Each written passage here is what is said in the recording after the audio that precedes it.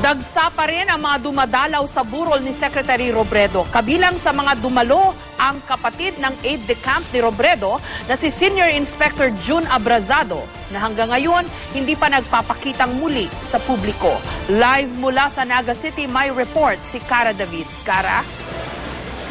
Yes, Jessica, lalong dumami ang mga taong nakikiramay dito sa burol ni DILG Secretary Jesse Robredo dito nga sa Naga City.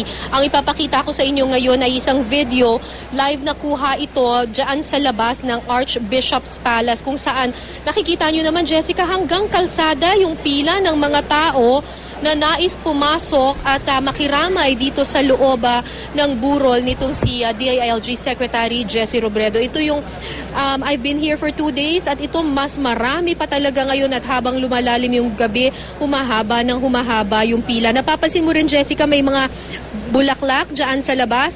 Nasa kalsada na, umabot na hanggang kalsada yung mga bulaklak ng pakikiramay na binibigay dito sa kay Jesse Robredo. Kaya nga nakikiusap yung pamilya Robredo na dun sa mga magpapadala pa ng mga bulaklak ng pakikiramay, wag na kayong bumili daw ng bulaklak. Imbis na ibili ninyo ng bulaklak, ay i-donate nyo na lang daw ito sa favorite charities ni Jesse Robredo. Ito yung Missionaries of Charity at yung Physicians for Peace Philippines.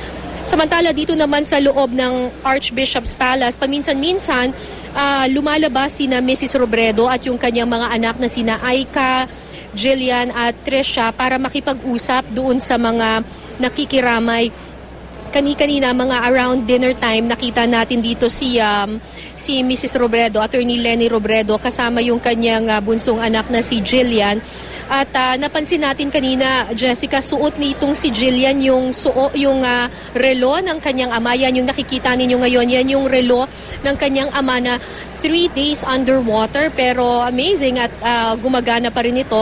Kaya ngayon ito si Jillian, tinuturing niyang ito yung remembrance, huling alaala sa kanya ng kanyang ama. Samantala, kaninang mga alas 5 ng hapon naman ay daan-daang estudyante yung nagprosesyon dito sa labas ng Archbishop's Palace. Makikita ninyo napuno yung buong kalsada dito sa labas ng Archbishop's Palace ng mga nakikiramay, mga estudyante at nagpagpupugay nila kay DILG Secretary Jesse Robredo. Kanina rin ay dumalo, kasama sa mga dumalo dito sa prosesyong ito ay yung si Mickey Abrazado. Si Mickey ay kapatid nitong aide ni Secretary Jesse Robredo na si June Abrazado.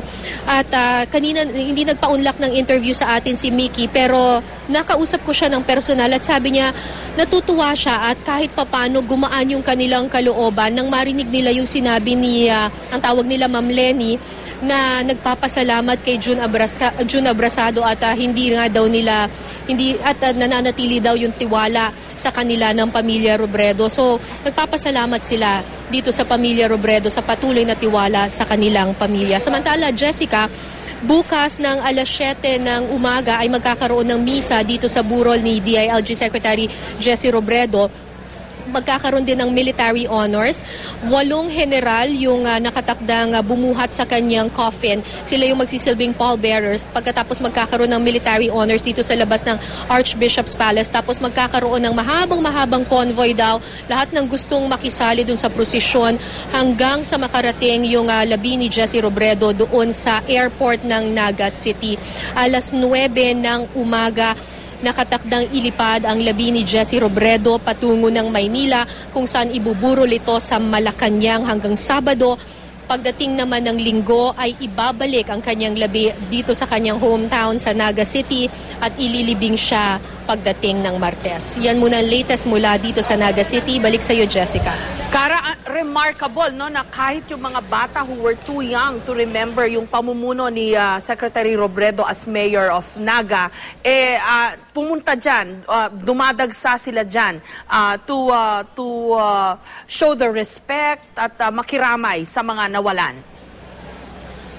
Alam mo, Jessica, nakausap namin actually yung ilan sa mga estudyante na mga maliliit, mga 8 years old, 9 years old.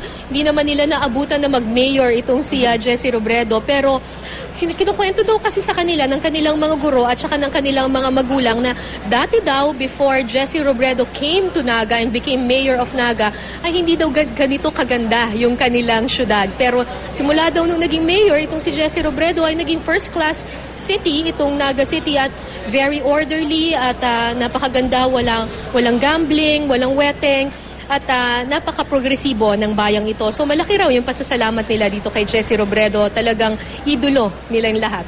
So itong pagdagsa nila dyan ay hindi lang pakikiramay, kundi it's their way of thanking Pasasalamat. Secretary Robredo for what he has done to their city. Tama ka dyan, Jessica. At ito pa yung amazing, Jessica, no? Hindi lang mga taga-Naga yung nagpupunta dito. Noong isang araw, may nakausap ako, taga Bulacan daw. May binisita siya dito, pero taga Bulacan siya. Tapos nakita daw niya how progressive Naga City is. So gusto daw niya na sana daw maging ganun din daw yung kanilang bayan.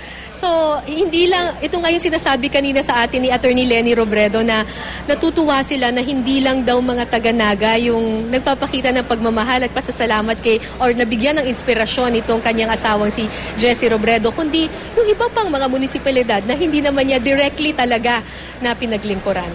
Okay.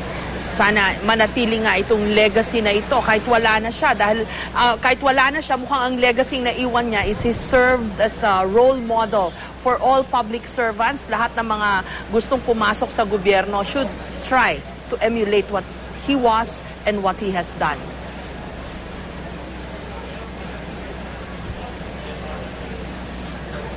Maraming salamat sa iyo, Jessica. Yan din yung panalangin sana ni Attorney Leni Robredo kanina. Sabi niya, ang tunay na pagpapahalaga daw, kung gusto daw nating pahalagahan talaga si Jessie Robredo, ay dapat daw sana ay tularan yung kanyang mga adhikain. Ito yung simpleng paglilingkod sa bayan, yung wala masyadong pamulitika, wala masyadong ero, but just real, true serving yung talagang pag-service lang talaga sa bayan. Okay, maraming Jessica. salamat, Cara David.